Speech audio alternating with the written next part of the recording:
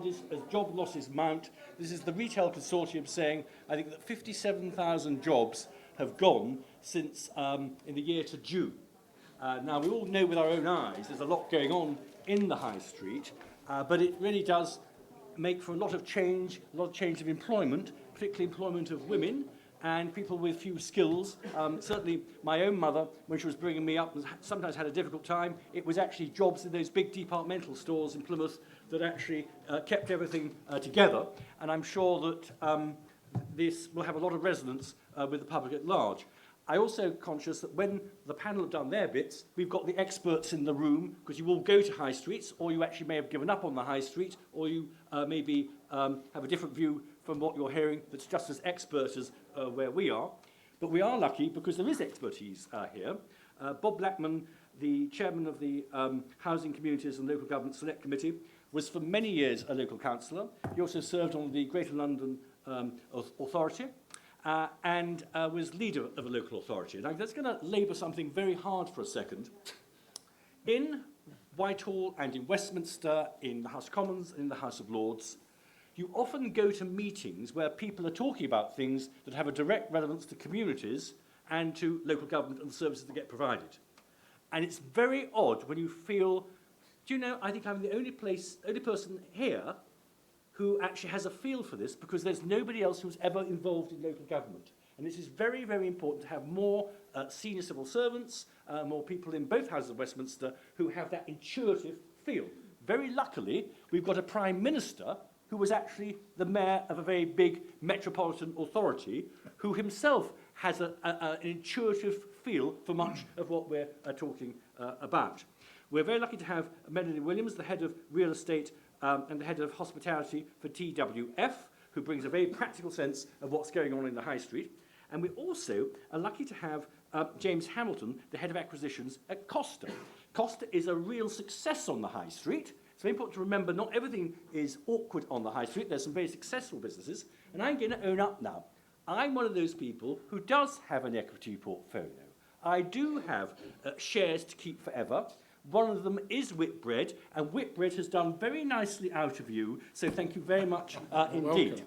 And I'm going to ask, I think, we'll get the chair of the select committee to round up the panel, but we're going to start off with Melanie, if I may. Yep, sure. Well, I'm head of real estate sector, as Warwick mentioned, for DWF, which is an international law firm.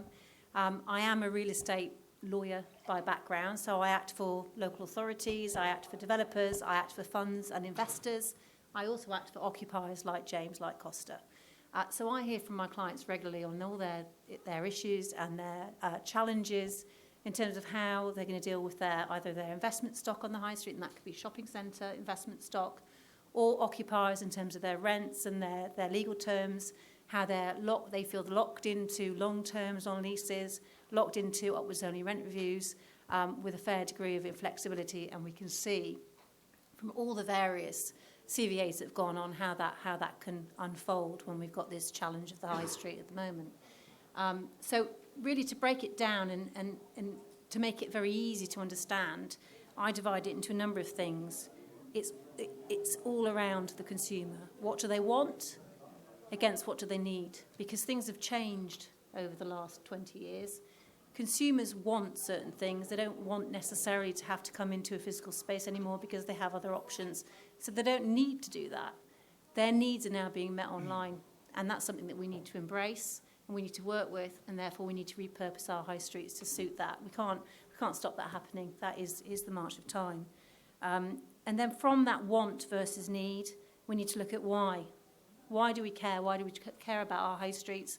What is their purpose and what's their future role for us in the communities that we have? Also, if we start to repurpose high streets, we can't take a short-term fix. We can't fill that space in the wrong way. We need to have a look at tech. We need to look at digital cities. We need to make sure that they are future-proofed, because the short-term fix is just going to be a waste and our funders are not going to invest in them. There is obviously a north-south divide to this, and you mentioned London. London is one type of market. As you move out of London, it can become more challenging, and a lot of the challenges around the ubiquitous nature of our historic high streets. Gone are the anchor tenant That doesn't work anymore, so we've got to find something else to bring the money and the investment in. 2019, I think it's worth noting, was the worst footfall and vacancy rates in a decade. 1 in 12 shops closed in the last 5 years. Two to three in our statistics have all said, and these are the communities that we talk to, have all said that the majority, in their view, of high streets won't exist in 50 years. Now it's the communities and the customers that we need to listen to. That's the base. Those are the shoppers. Those are the people that we need to satisfy. And when I talk about want versus need, coming back to the consumer is also a patient. It consists of a number of different demographics in terms of age and generations. Consumer is workers. They're employed or unemployed. They're also residents. And the high street has got to satisfy all of those different needs of the consumer and see them more than just a purchaser of goods. So that's the want and need. When I say about embracing the online economy, last time I looked, 25% of retail, non-food, was bought online. That's not going to change. In fact, the UK is ahead of some of the other European countries in that respect, and that's because we are quite small, and the infrastructure is quite good, and therefore you can satisfy those needs of the online shopper. Other countries will catch up, and that's our opportunity, because let's not forget there's opportunities in all of this. We could actually lead the way and show how we can repurpose high streets, and our European neighbours might look at that in the future and want to learn from us. So to revitalise the high street, I believe, and I hear from my clients, you need to embrace what people want, provide them with what they need. And Jake Berry, just to quote Jake Berry, he said the challenges facing the areas are best dealt with the people that are there. And again, we reference, the local councillors, the local authorities are the ones that really know what the DNA and the personality of the area needs to transform the high street. And that's the thing that we should be aiming for. I think actually most people are agreed on that. Then I'm not telling you anything new. So that sounds quite simple, really. We know what we need to do. We know how what people want. So why should we do it? Well, obviously communities. We need communities. We need to build communities. There's aesthetics. That's really important because there is a vicious circle going on. I think if you've been to any of the northern towns, and I live in the Midlands, go to any of the northern towns that are shutting up shop. They're boarded up. There's lots of bookies there. There's lots of charity shops. Footfall's going down. You then really notice the area degrading, and you see the homelessness, and got to deal with homelessness. That's a whole other issue. But you really see it, and it drives people away. So there's a vicious circle going on, and we need to deal with it. We need to fill those empty premises and get the footfall back up. And as I said earlier, it's the future-proofing. So you can't deny that the investors need the future returns. So you need to get some kind of investment in so people will invest. You're not going to get a shopping centre owner to not to invest if they don't think they're going to get capital growth. So we need to deal with that. We need to encourage developers and give them a mechanism to come and invest and help redevelop. We need to give the local authorities the mechanisms to be able to help bring the high street together, and it's a massively diverse portfolio owned by lots of different people. So you start to talk about planning powers and CPO is a very difficult tool. But if you don't have that collaboration, that ability to work together, whether it's CPO or private-public partnership, you're not going to do anything. And then that will justify the footfall for businesses like James's to increase. Otherwise, you will end up losing the types of businesses that we have with Costa, because they won't stay if they're not getting anybody using them. The other thing I would mention is just the Grimsby review. I mean, I go to that time and time again for inspiration, and one of the things, one of the quotes I like there is, the wholesale change needed to revitalise our town centres and give them a fighting chance of survival will only come when there is an acceptance that the old order of things is crumbling before our eyes. Now, I think that's accepted. When I turn it back to being a real estate lawyer, I think we have to appreciate the way that we transact on real estate, on retail premises has got to change. It simply doesn't work. It's broken. People don't want to do it. It has to be much more flexible and short term. And there are some brilliant examples. So just to almost finished on how do we do it, we need to look at the examples where it's worked elsewhere. And there are numerous brilliant examples. We have some offices in Australia, one of which is in a place called Newcastle. And there's a whole project called Renew Newcastle, where there was a public-private partnership that came together. The landlords accepted that they had empty premises, it was going to cost them money in maintaining them and keeping them secure. So they just waived rents and did very short-term lettings. And within 2 years, the occupancy was up 80%. And within a further 2 years, it's starting to bring in money and proper rents, and people are on a proper footing again.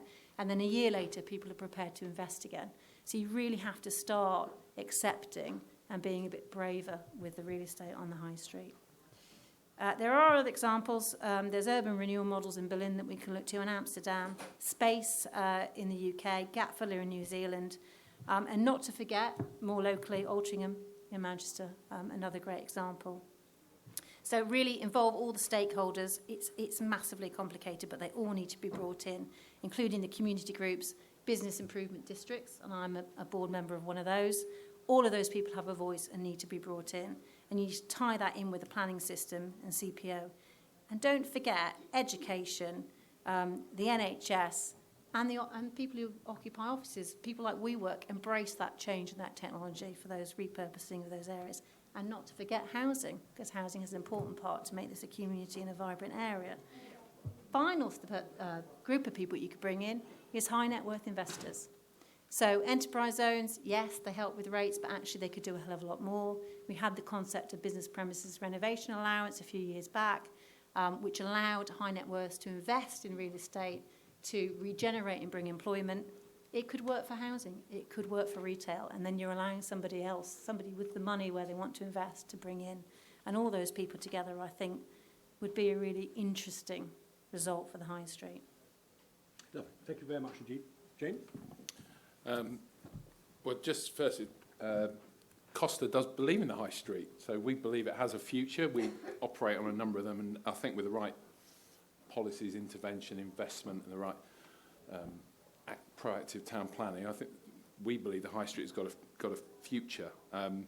Just a bit about, for those who don't know about Costa, we're a British brand domiciled in the UK that you'll know. We've been voted the nation's favourite for 9 years running, which we're very proud of, because not only are we the largest coffee brand in the UK, we take that title very, very seriously. And for those of you who don't know, we've got roughly 2,700 stores in the UK, and we employ roughly 16,000 local people. So as well as being the largest, one of the cornerstones of our success in getting to the position we've got to is being convenient. We make sure that we are the most convenient. One of the ways we've done that is we're very much multi-channel.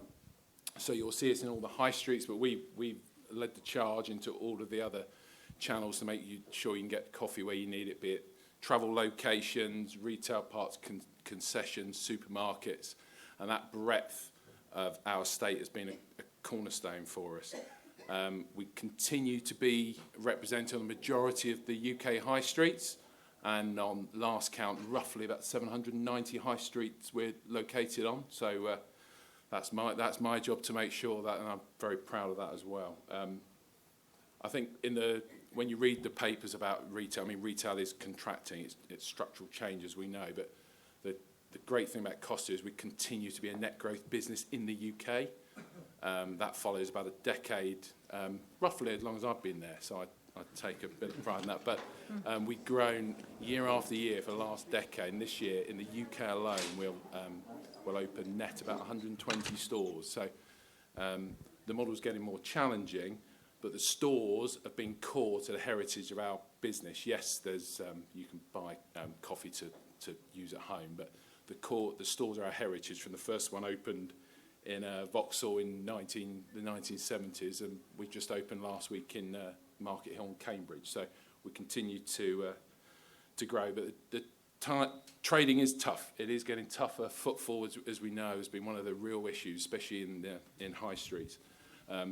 Costa needs to do the bit that we can fix. So we've continued, despite opening more new stores, we've now launched last year our Store of the Future programme, which is our refit programme, and this year alone, 2019, we'll invest in roughly 300 stores.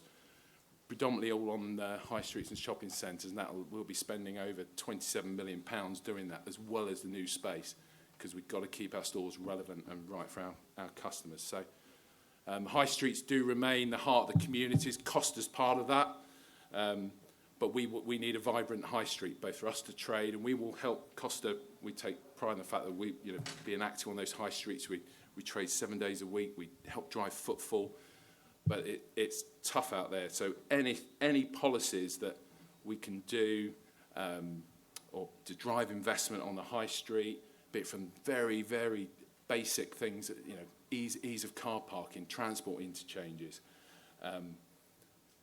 bringing quicker, leaner planning process like general permitted development rights through, which enable quicker conversion to more active uses, keep the shop fronts active, use of the upper parts for residential, and drive alternative uses back into the high street, because retail is no longer the answer.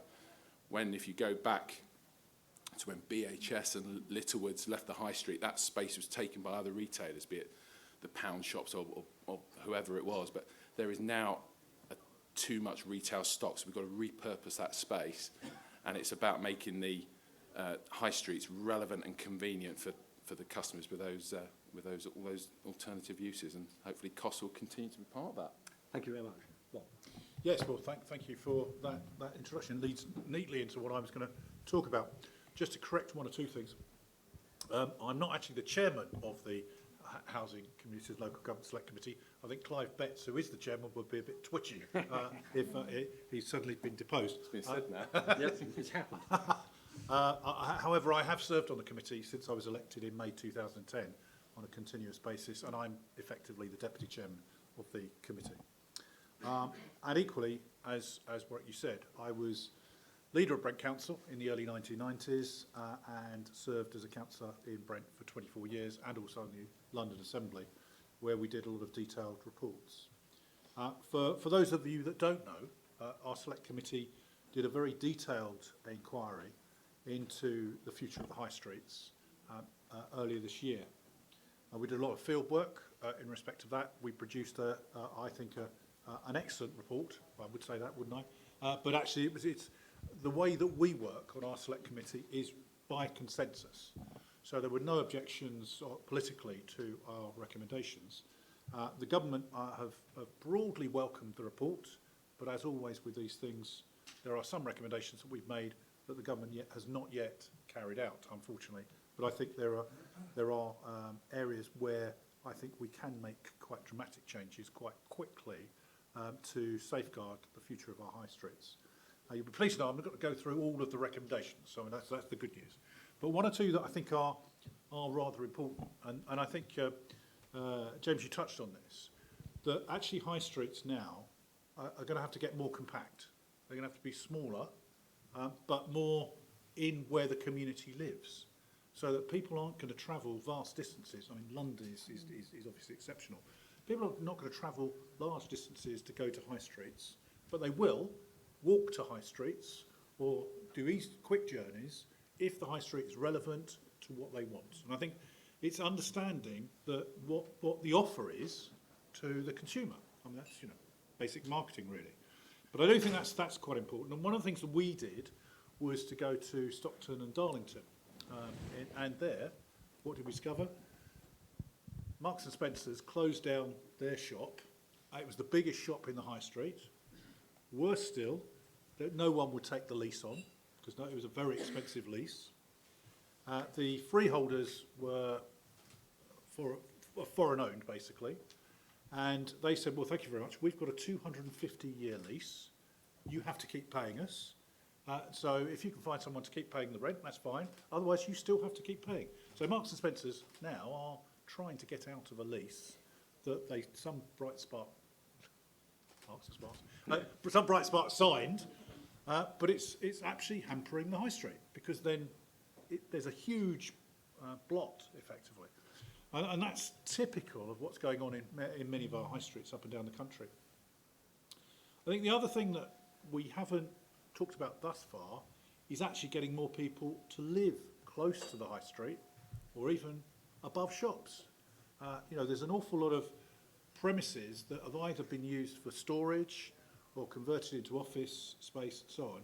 But if they were actually returned back to residential use, then actually that would start to repopulate the high street, and therefore you then have a captive audience that will use the facilities of the high street. So and I think local authorities got a big role in this, in terms of granting planning permission for housing close to high streets, which will then bring people in and make the high street more proactive and helpful. I think we do need to look at a reform of leases, because the reality is, as has been said by the other panellists, it's a very expensive operation.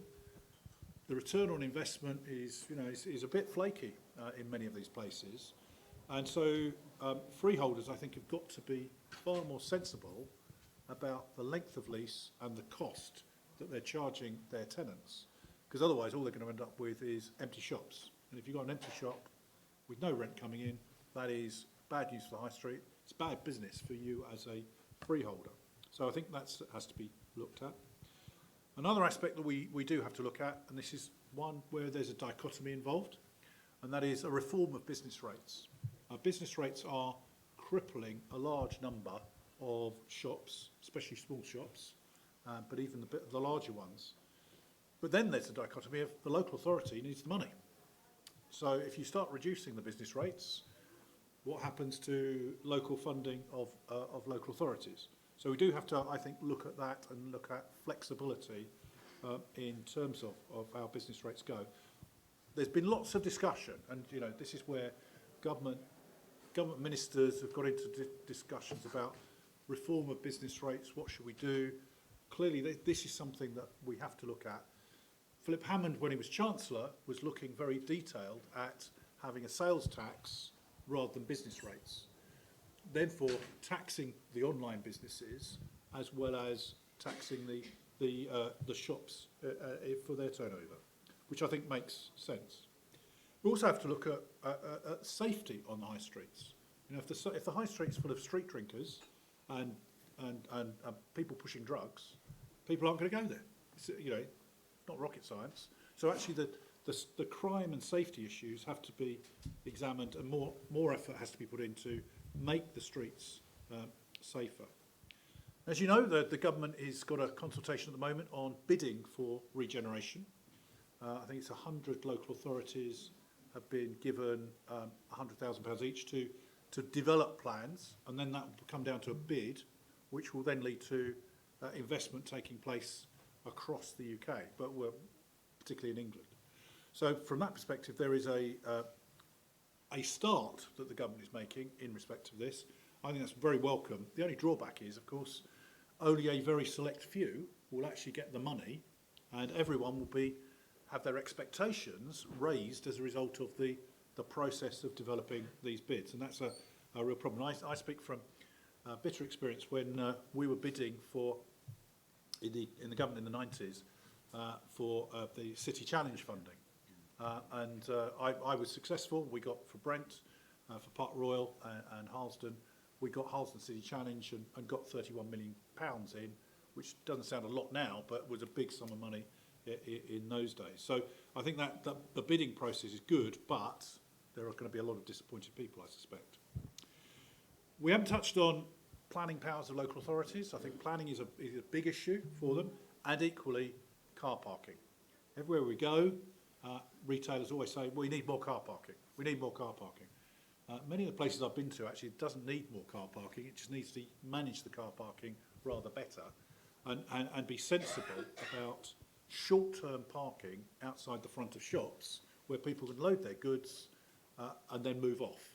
Actually, that's far more sensible in the way that goes.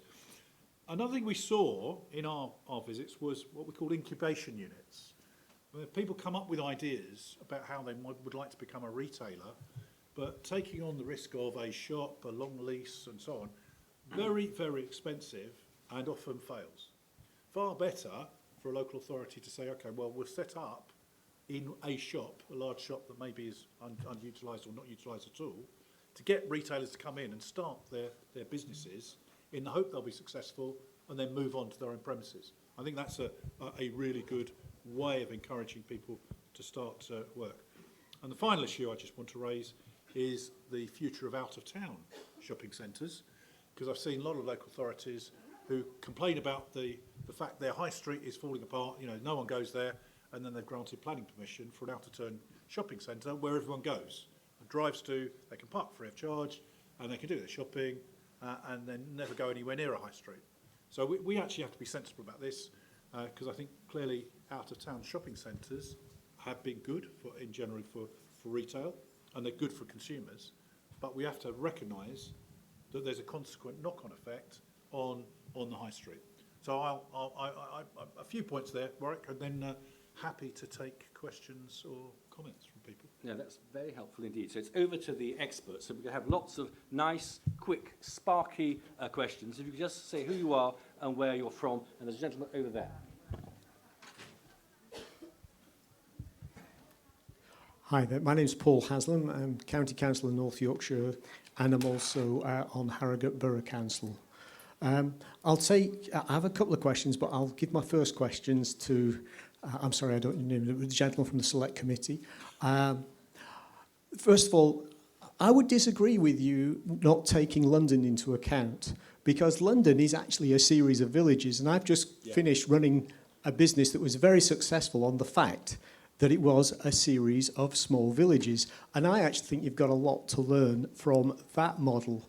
I mean, you're talking about bringing more people in. One of the key things about the little villages, they're all highly focused. I live in Hampstead, and therefore I shop in Hampstead. I live on the King's Road, I shop on the King's Road.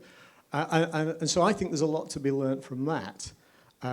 So I would go with that one. And as I was told to be snappy and quick, then I know that business rates fund council, but I'd actually abolish business rates, 2% on corporation tax, and then you would get the Amazons of this world and all the online providers. And I'll shut up at that point. I do have some questions for the Costa man, but... Thank you very much. Right, there's a question. The mic's coming to you. Ben Tansey from Holborn and St Pancras. I thought it was interesting you mentioned shopping centres. Obviously, they're having a very tough time at the moment themselves. But the one advantage they have is in relation to what you were saying about the freeholders needing to take some of the pain to make the retailers work. Now, when you own a whole shopping centre, obviously the advantage is you reap all of the benefit, and you can carefully select which units you take a discount on. For example, letting Primark come in for free because they bring in the footfall, and then other people can pay you rents. One of the great challenges of high streets appears to be there is no coordination between individual freeholders, like your example of the M&S was. And how do we address that broader coordination issue? Because unless that's dealt with, I'm not sure we're ever going to get freeholders individually choosing to take the pain. Right, and there's a question. Is it right at the back? Oh, Benjamin's not got his hand up, of course. Yeah. Who goes next? Gentleman there.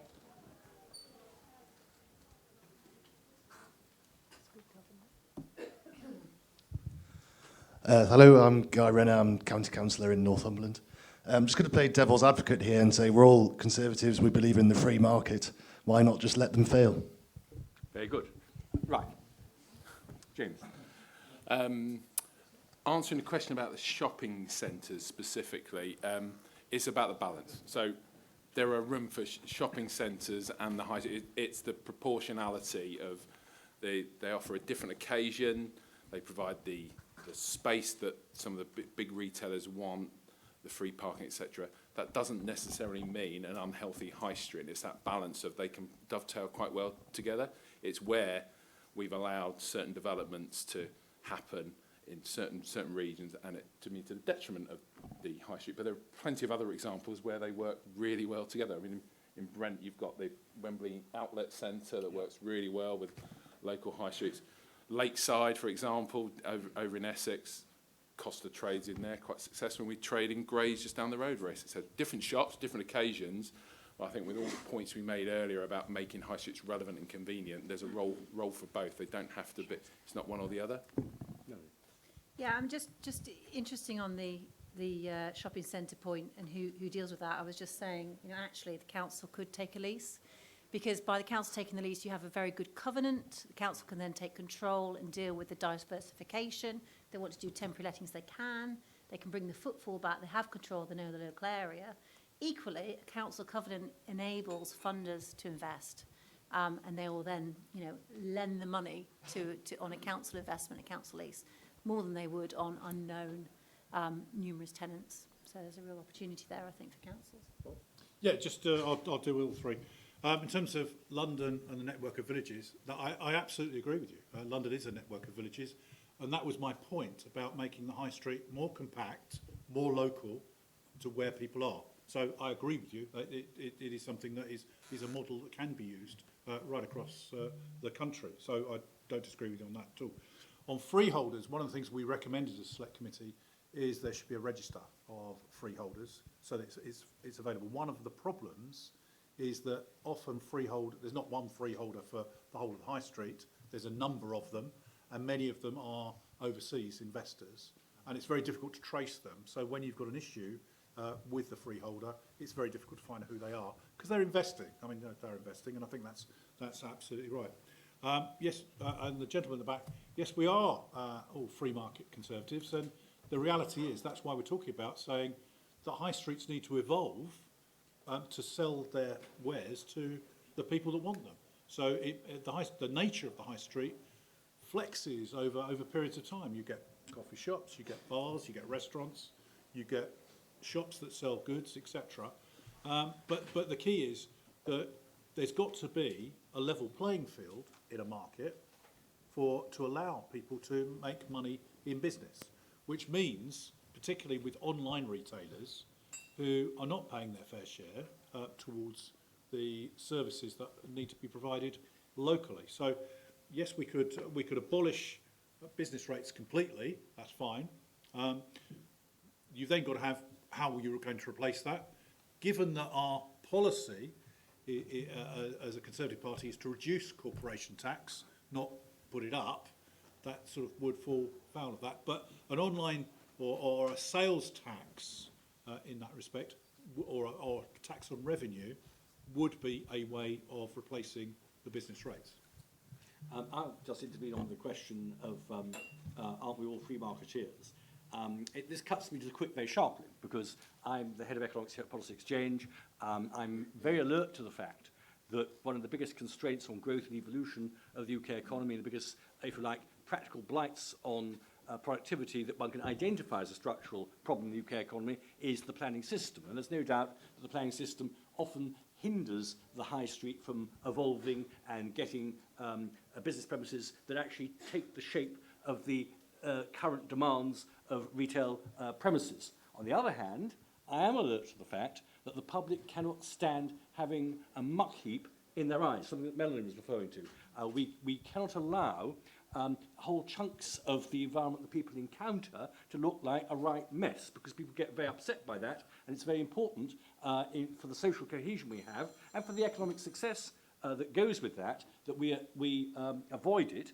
And the other thing I suppose I'm mindful of is that sometimes you do need someone to coordinate a retail space, so you have a mix of shops that will cause you to be there, and some of them will not be gold mines, but actually make other places very attractive to go to. And it may be one of those occasions where there's a genuine balance between the two, and it's quite difficult to work out. But I think it's time for the experts who probably can answer the question better than I can. So, Kim. Hello, thank you. Kim Taylor-Smith, Deputy Leader, Kensington, Chelsea.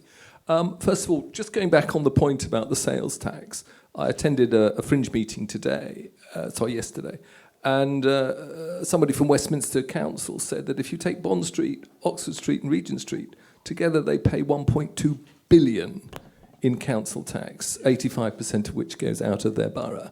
So shouldn't that be levied on Amazon? I think that's my first point. And then my second point is really to say that as a fresh-faced accountant in the mid-70s, I used to do the accounts of Sergio and Bruno Costa in Vauxhall High Street, and they had a wonderful coffee shop. But again, if I think of the the Costa that's opened up in my parents' village, which is fantastic. I mean, it's a great community activity, but it's killed the 2 tea shops. And so are we not just slicing the cake ever thinner in terms of slices? And could we consider a change in terms of our planning law, where our planning law in terms of usage maybe actually start looking at the retail in detail and saying to ourselves, actually, there should be separate use classes between convenient coffee shops and restaurants and other general trading in order to get a mix of retailers, which gives that vibrancy to your local village. But what we can't have, and we see it within our borough on Kings Road now, which used to be, the place for fashion, it's now all coffee shops and restaurants. And that has an impact in terms of night-term economy and within a residential area as well. You want another one of your questions? Go, no, go. So my background is actually retail as well as being a councillor. A piece of research I looked at in about 2012 said there'd be about 125 core shopping centres in the UK. And it's coming to fruition. So I live in Harrogate. John Lewis have selected Leeds, they've selected York. Harrogate has got to go for a different image. We've got Betty's Coffee Shop. I know you'll all know that one. However, we need to have a different image. We don't want we've got a Costa. In fact, we've got 2 Costas. I don't think they're detrimental. I think they're great additions.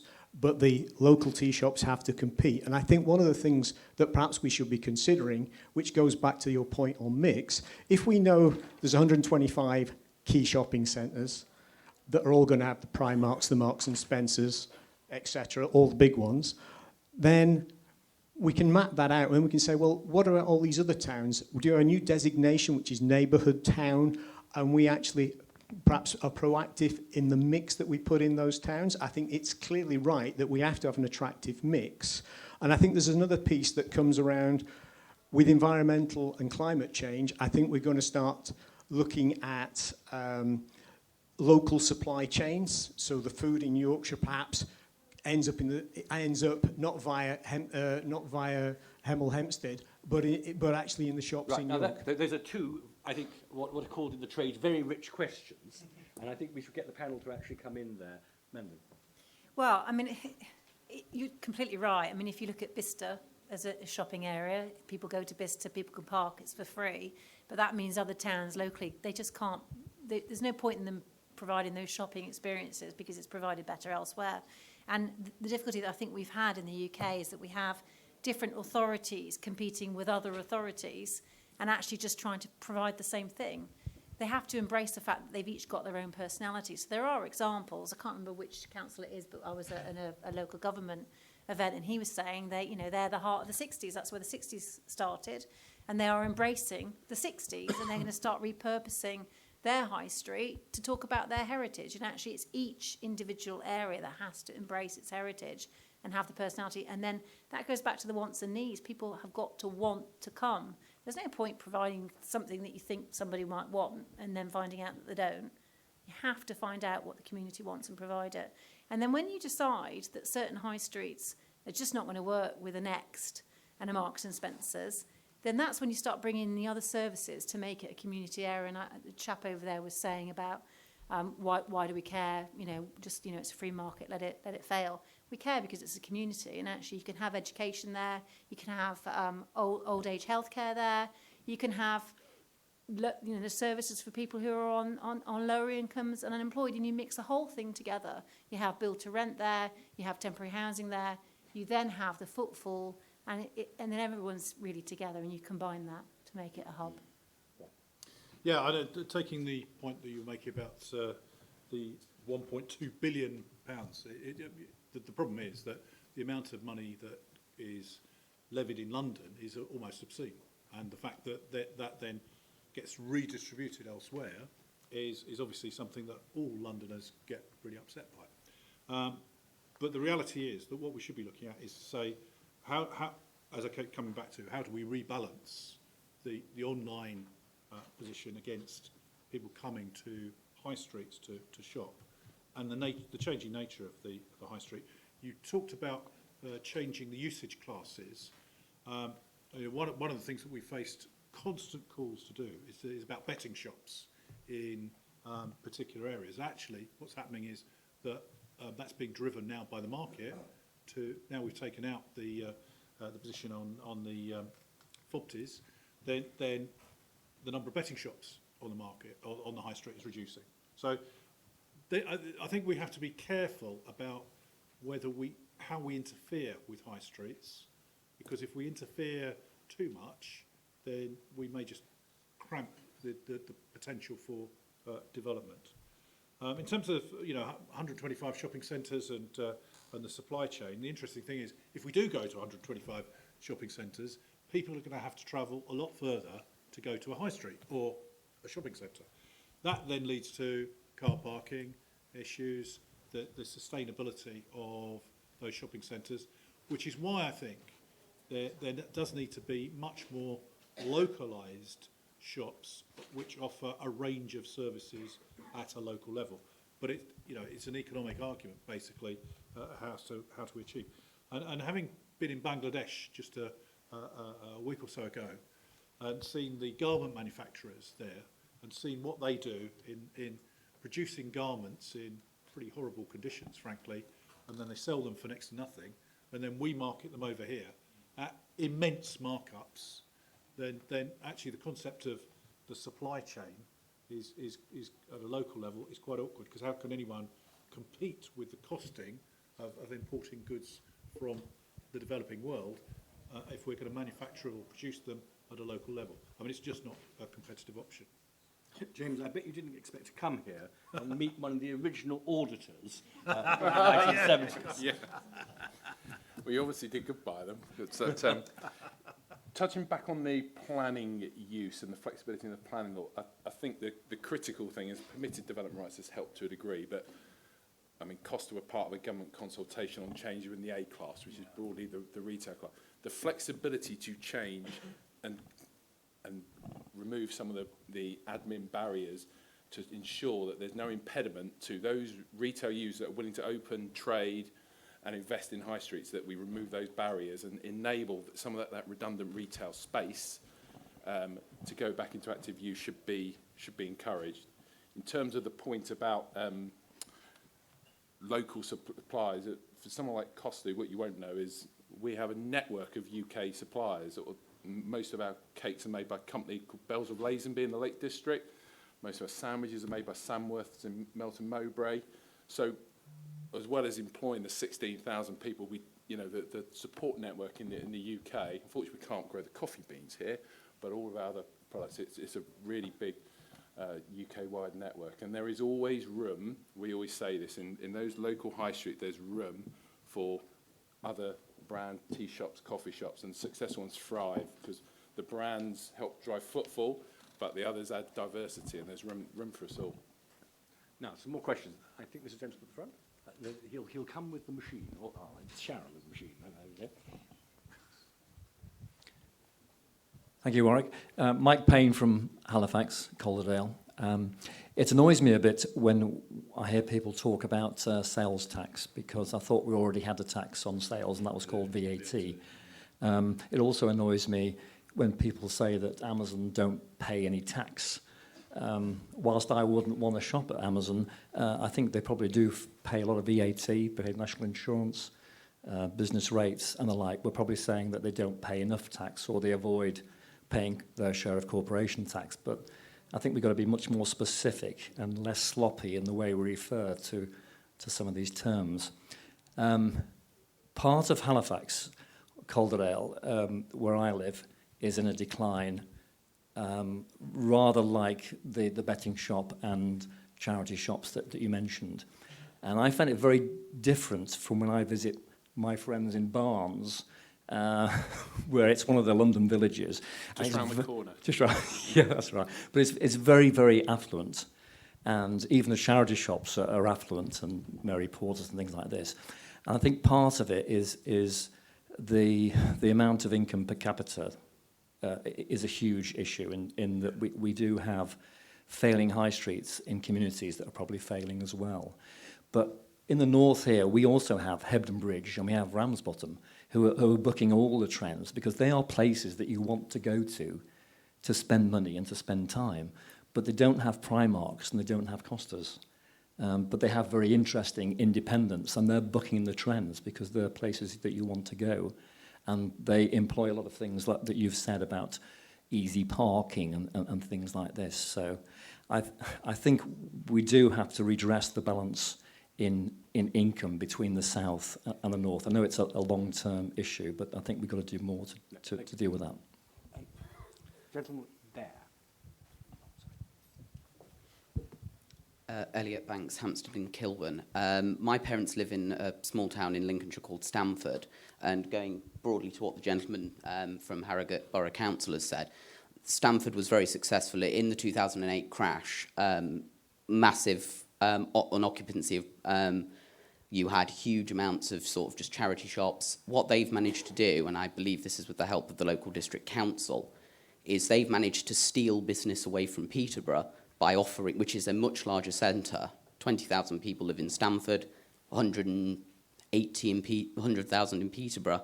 They've managed to steal away by offering a much higher class of shop, which people want to go to. So the White Company, you've got M&Co, you've got Hotel Chocolat. How can we encourage district councils to promote that sort of model of growth that's bringing people into very small towns like Stamford, but more on a national scale?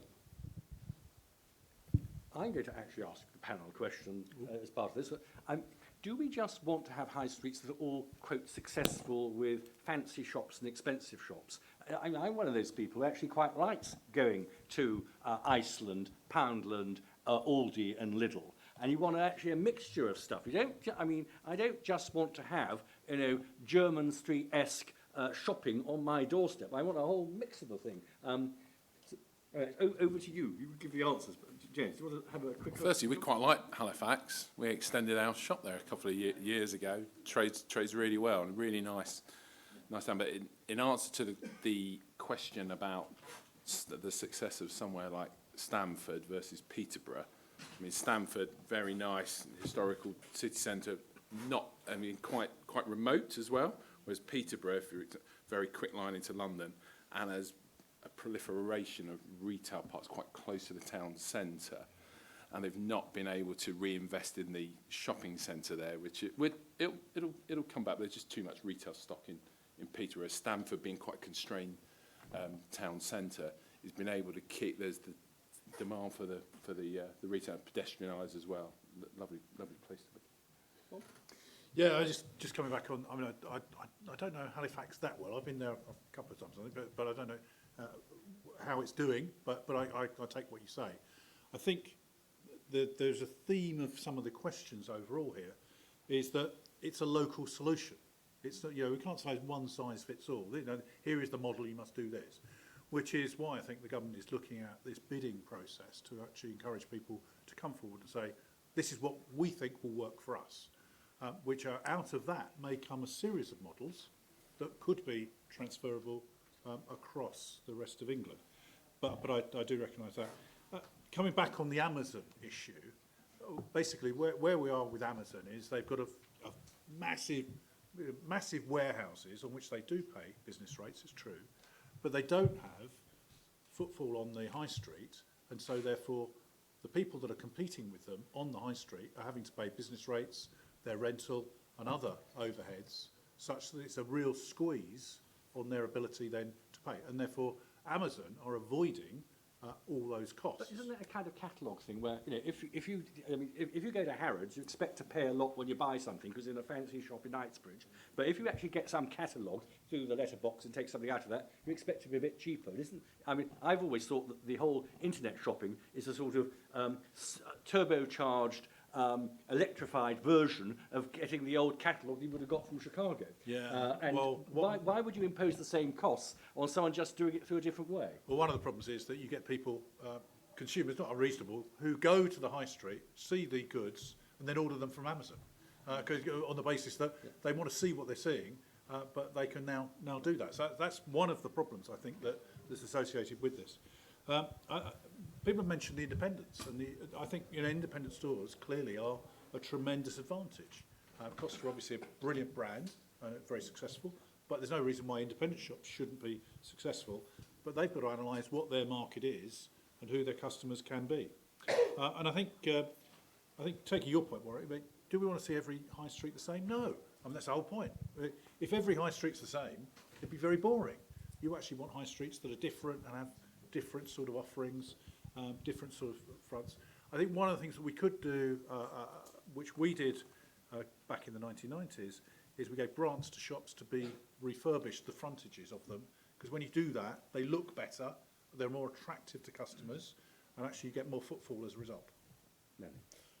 It's all really interesting, the whole Amazon thing, but I said it when I spoke earlier, I think we need to embrace the technology companies. They're here to stay, they're growing, they're a source of revenue in the distribution. I'm glad you mentioned distribution centres, because I know one of the councils is very, very concerned about the on-sale sales tax, because it brings in massive revenue, these distribution centres. They have to put their goods somewhere, and they're in these distribution centres, and they're a source of development, funding and investment.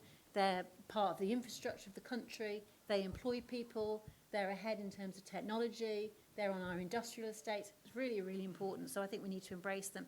And let's not forget, the online distributors are coming into the retail space. So Amazon have got concept shops, and hopefully they'll bring them here if we provide them the right environment to put them on our high street. So we should bring them in, and not freeze them out. I think that's really important. Right, we've got time. Just quickly on the whole thing about the showrooming. Showrooming's not a bad thing. If you have a showroom and people are coming in to have a look, that's fine. That brings footfall. That's good.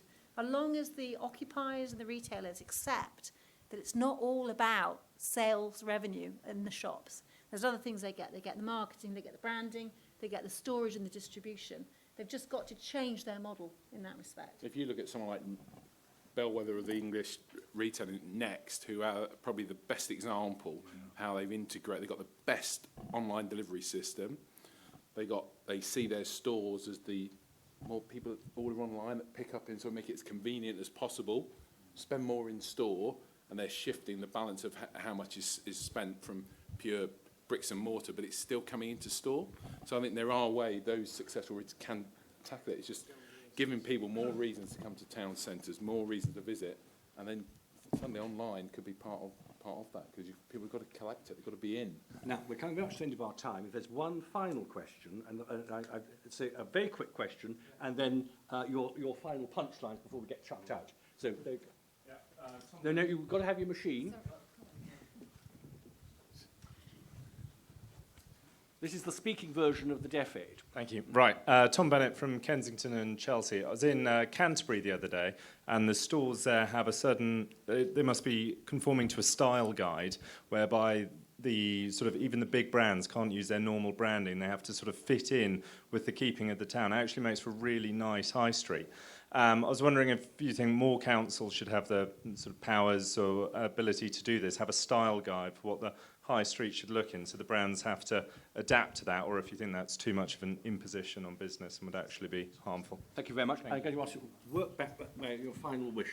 I know the high street in Canterbury, just in the shadow of the cathedral, so there'll be listed buildings, beautiful buildings, and then you've got the Whitefriars shopping centre opposite with I would say, be sympathetic. Retailers should be sympathetic to the building, kind of character, but ultimately the retailers know what works best. I mean, sometimes the historic buildings can be beautiful, but then so can new modern space. It creates the environment that they really want to sell their goods. So a bit of both, I would say. Style guide, I think, good idea, but somewhere like Canterbury, which has beautiful buildings, listed buildings, can do it. I suspect that, if you went to, say, Wembley High Road, which I know reasonably well. Which one you're going to pick then? Well, they tried to implement a style guide there would be just impossible, I mean, frankly, which is one of the reasons why it doesn't work.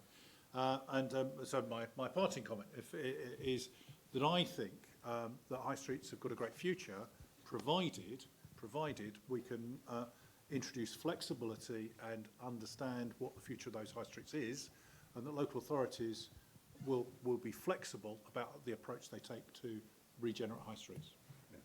Yeah, I agree with that. Let's not try and gentrify everywhere, because there's communities that don't want to be gentrified. So sometimes you'll just have to deal with the stock brand. They want a H&M, they want a Poundland. We haven't really talked a lot about technology. I think we touched on it, but let's not make a mistake and not build in the technology into our high streets. 5G in Birmingham is a good example of that. We need to put that infrastructure in now to make this have the longevity. My parting comment really is we should always see these things as opportunities. Where there's a vacuum, there's an opportunity. We can really revitalise something here. And if we don't, well, it's revitalise or Armageddon. Don't quite know who said that, but I think that's a good phrase for the high street. Well, can I thank our panel very much indeed, and thank you very much for coming and making it a lively and interesting and fun hour for us. So thank you all very much indeed. Well, thank you very much. Really enjoyed that. That was good.